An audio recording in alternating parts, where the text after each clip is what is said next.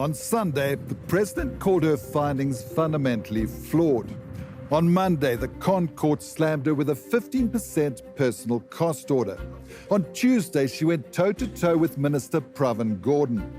It would be an understatement to say this has been a tough week for the Public Protector Busisiwe Mkhwebane. And it seems this is only the beginning. Advocate Busisiwe Mkhwebane has been the topic of much discussion in the news. Her most high-profile case yet, an investigation into a 500,000 rand donation made into President Cyril Ramaphosa's CR17 campaign during the hotly contested race to lead the ANC. The funds were a donation from Gavin Watson, the controversial businessman and CEO of Bosasa. In a report, she found that Ramaphosa had misled Parliament when questioned about the money, that he violated the Executive Ethics Code for failing to declare the donation. And because the funds were channeled through several accounts, including Ramaphosa's foundation account, she found there was merit for money laundering suspicions. She has to show that there was intention to lie, to mislead, and there was malice behind it. I don't think she's provided sufficient reason to arrive at that decision. Political analyst Professor Mcebisi Ndlejana says although he found holes in the Public Protector's findings, these are serious allegations against a sitting president. Politically, he's in trouble. He won't win any new friends amongst his detractors. And the fact that she has gone on to uncover all sorts of donations that were given to his campaign, they will take that as a vindication of what they've been saying, that he's a product of white monopoly capital. The president addressed the nation, saying that her findings were fundamentally and irretrievably flawed, and that he would be taking her report on judicial review. The report contains numerous factual inaccuracies of a material nature. The findings were found are wrong in law, are irrational, and in some instances exceed the scope of the powers of the Public Protector. The Public Protector suffered several legal blows, with the court setting aside some of her high-profile reports. Last year, it was the ABSA CX report, which was overturned by the North Gauteng High Court.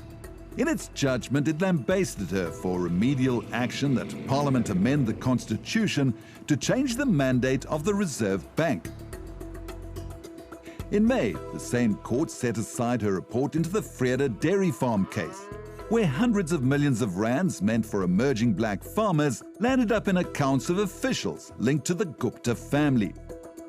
The court found she'd failed to investigate senior Free State province officials, Ace Magashule and Mosebenzi Zwane, on the matter.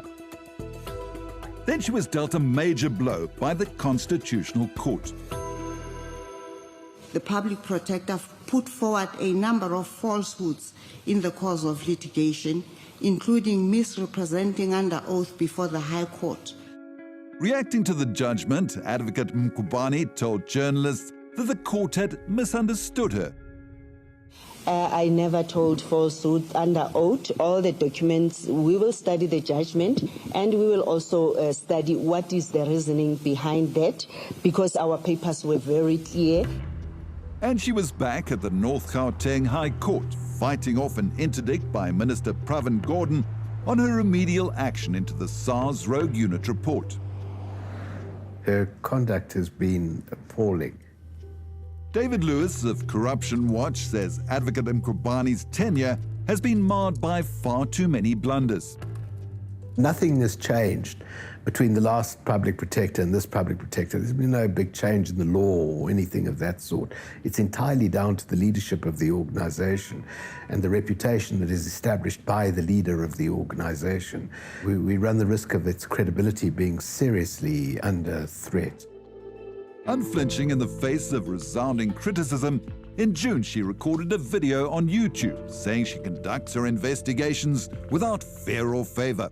I'm ready to receive all the backlash, but I'm doing the work. I am not targeting or harassing any minister.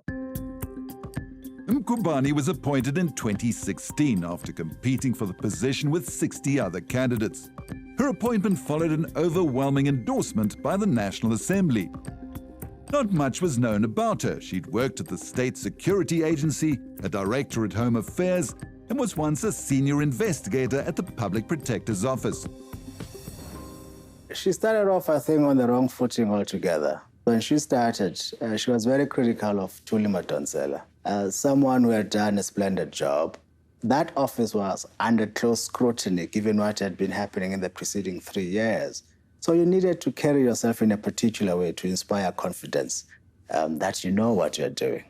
In a case, and doubts about releasing the state of capture report. So from that very moment, she created doubts whether or not she was fit to do the job. And those doubts were consequently validated by the sloppy reports that she then came up with. There are cases where she is shown to be incompetent. Following the scathing Concord judgment that she lied under oath and acted in bad faith, Advocate Busisiwe Mkhwebane's credibility to lead a Chapter 9 institution has been called into question. In their financially crippling cost order against her, the judges say personal orders are granted when public officials fall egregiously short of what is required of them. Advocate Lerato Pasha says the person who occupies the office of the Public Protector must be held in high esteem. It's a little bit more simple than people think. You are an organ of state, and your job is literally to protect the public from other state organizations, from the president, if it may be, and in this case, I'd even say yourself. What does it mean for an advocate when the Constitutional Court says that you've lied under oath and acted in bad faith? When you are a public litigant, like the Office of the Public Protector, you have such a high role because of all the duties that you are expected to execute and all the rights and all the interests and all the values in terms of the Constitution that you're expected to protect and advance. And you cannot obviously execute your role in a lax manner. For Corruption Watch, there are now serious grounds for Parliament to investigate Mkhwebane's conduct. David, you're asking Parliament to launch an inquiry into her conduct. We have asked the Speaker to refer an investigation or an inquiry to the Justice Committee. The procedure then is the Justice Committee would conduct the investigation, take a resolution if they felt her conduct warranted impeachment, and recommend that, pass that on to the National Assembly. So we don't think that she is fit to hold office. A sentiment shared by the Democratic Alliance. Their call for Mkhwebane to be removed from office began last year. The party's chief whip, John Steenhuisen, says if she remains, Parliament will be complicit in undermining the office of the Public Protector. Now there's a clear-cut case from the Constitutional Court of misconduct. There's a very, very clear-cut case of incompetence. So she meets those tests now for that inquiry to take place. Advocate Pasha cautions that this would need a buy-in from other parties in Parliament and that a more fair approach should be adopted. The question of whether the Public Protector has fulfilled her role, it's a tricky one. You need to be able to assess the role holistically, what she has done since coming into office on a case-by-case basis. It's almost certain the economic freedom fighters will not add their numbers to this motion. If you have a problem with the Public Protector's reports, there is a process recommended about that. The Red Berets have been vocal defenders of the Public Protector, endorsing her reports and supporting her in court. Office ya Public Protector. I never thought I would live for a day where that office is being destroyed.